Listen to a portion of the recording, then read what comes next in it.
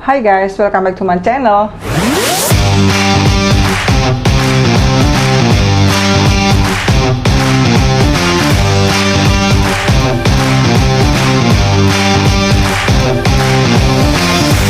Di video kali ini, saya mau cerita soal pengalaman teman saya yang nyaris tertipu oleh buyer karena sistem pembayaran LC atau Letter of Credit.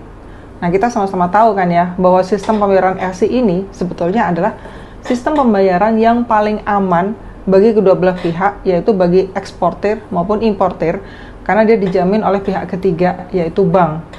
Banknya aja ada dua, bank di Indonesia dan bank di negara buyer. Tapi kok masih ada potensi ketipu? Kalian mesti tonton video ini sampai habis, supaya apa? Supaya pengalaman yang sama nggak terjadi juga kepada kalian. Kalian harus paham dulu nih tentang sistem pembayaran ekspor. Jadi secara garis besar, sistem pembayaran ekspor itu terbagi dalam dua kategori besar. Sistem pembayaran LC dan sistem pembayaran non-LC. Kita bahas dulu dari sistem pembayaran non-LC. Sistem pembayaran non-LC biasanya dilakukan transfer bank to bank, yaitu sistem pembayaran langsung dari banknya buyer kepada banknya eksportir. Nah, jadi di sini ada dua skema. Sistem pembayaran non-LC ini, kalau dia aman untuk eksportir, dia nggak akan aman untuk importir. Kalau dia aman untuk importir, dia nggak akan aman untuk eksportir. Contohnya gini, sistem pembayaran non-LC 100% lunas di muka. Jadi buyer akan transfer di muka 100%, kemudian si eksportir proses produksi, baru barangnya dikirim. Di sistem pembayaran ini 100% aman untuk eksportir, tapi nggak aman untuk importir. Karena ada potensi habis ditransfer si eksportirnya hilang diculik alien, kan gitu. Ada yang namanya sistem pembayaran open account, di mana sistem pembayaran open account ini sistemnya adalah barang akan dikirim dulu kepada pihak importir, baru kemudian nanti akan dilakukan 100% pembayaran. Nah, ini adalah sistem pembayaran yang aman untuk importir, tapi nggak aman untuk eksportir.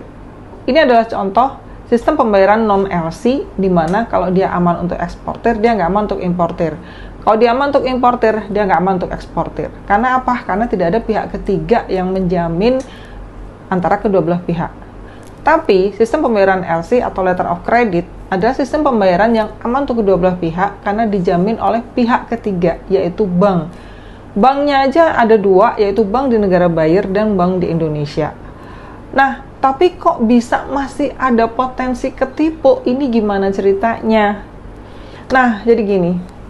Ini sebetulnya agak lucu-lucu gimana sih gitu ya. Tapi saya harus cerita ini karena ternyata banyak juga orang lain yang menjadi korban penipuan dari sistem pembayaran LC yang nggak benar ini. Nah, jadi ceritanya gini.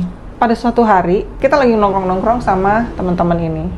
Kemudian si teman ini pamer ke saya, "Dewi, lihat nih, aku dapat order jagung 5 kontainer.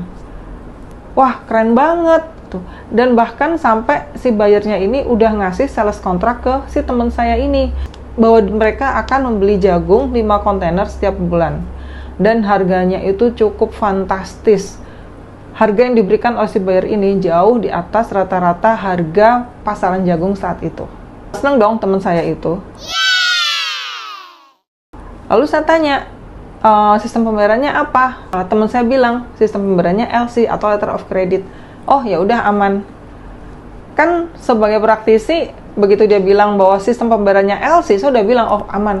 Keren loh, semangat ya, selamat ya, saya bilang gitu. Karena emang keren banget gitu. Bahkan saya juga lihat sales kontrak dari si buyernya itu, dan sales kontraknya itu juga meyakinkan banget.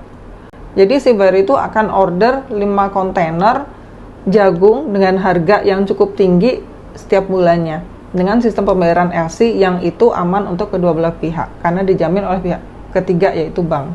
Suatu saat saya ketemu lagi sama teman saya ini dan ngobrol-ngobrol lagi. Gimana tuh progres ordernya, udah sampai mana? Terus dia bilang, "Oh iya nih, udah aku siapin nih jagungnya, udah tinggal berangkat," gitu. Oh keren dong, 5 kontainer. Dan karena sistem pembayarannya LC atau Letter of Credit, di mana uang si buyer ini baru akan bisa dicairkan setelah barangnya berangkat, atau LC at site.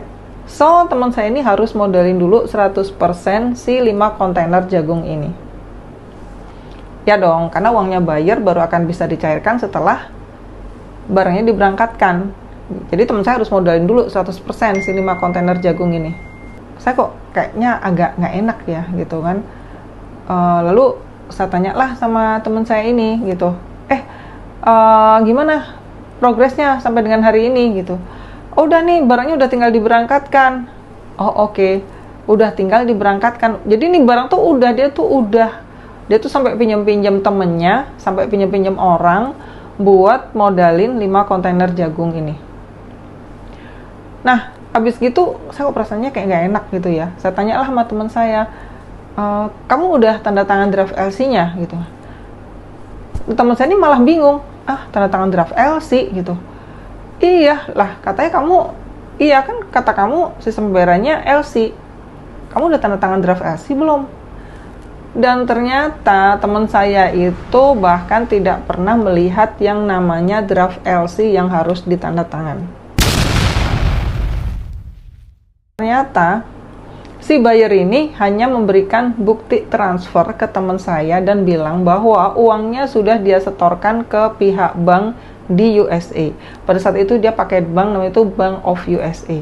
Jadi dia menunjukkan bukti transfer dan saya juga melihat bukti transfernya bahwa dia sudah transfer ke Bank of USA senilai 5 kontainer jagung tersebut. Kemudian si buyer ini menyuruh teman saya proses produksi dan mengirim jagungnya tanpa teman saya pernah menandatangani draft LC. Lalu saya bilang ke teman saya, kamu tuh kalau LC itu kamu harusnya tanda tangan draft LC dari bank di Indonesia. Kamu udah dipanggil belum sama bank di Indonesia dan tanda tangan draft LC-mu? Dia bilang belum. Lalu dia bilang gini, tapi ini tuh bener Dewi, soalnya aku tuh bahkan sampai ditelepon sama direkturnya Bank of USA yang konfirmasi mengenai ordernya ini. Nah ini nih saya malah tambah heran lagi nih, sempat-sempatnya direkturnya Bank of USA nelpon teman saya gitu kan. Emang kurang kerjaan direkturnya Bank of USA nelponin teman saya walaupun nasabah mereka banyak gitu kan. Ini malah saya malah jadi makin curiga ketika dia bilang bahwa direkturnya Bank of US itu telepon dia. Itu satu. Yang kedua, karena teman saya ini kok nggak pernah tanda tangan draft LC. Lalu saya tanya, teman saya cuma jawab, dia ditelepon oleh pihak Bank BCA dari Indonesia.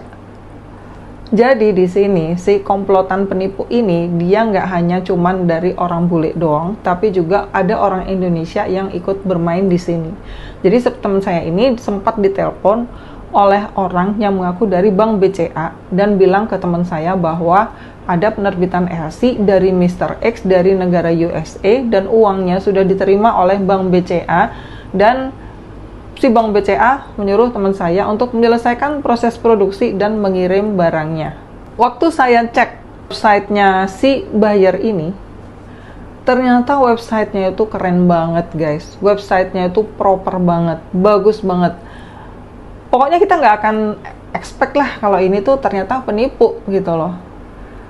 Bahkan sampai di websitenya itu ada nomor teleponnya, ada alamat kantor, ada nomor telepon kantor. Tapi ketika nomor telepon kantor ini dihubungin, itu nggak aktif.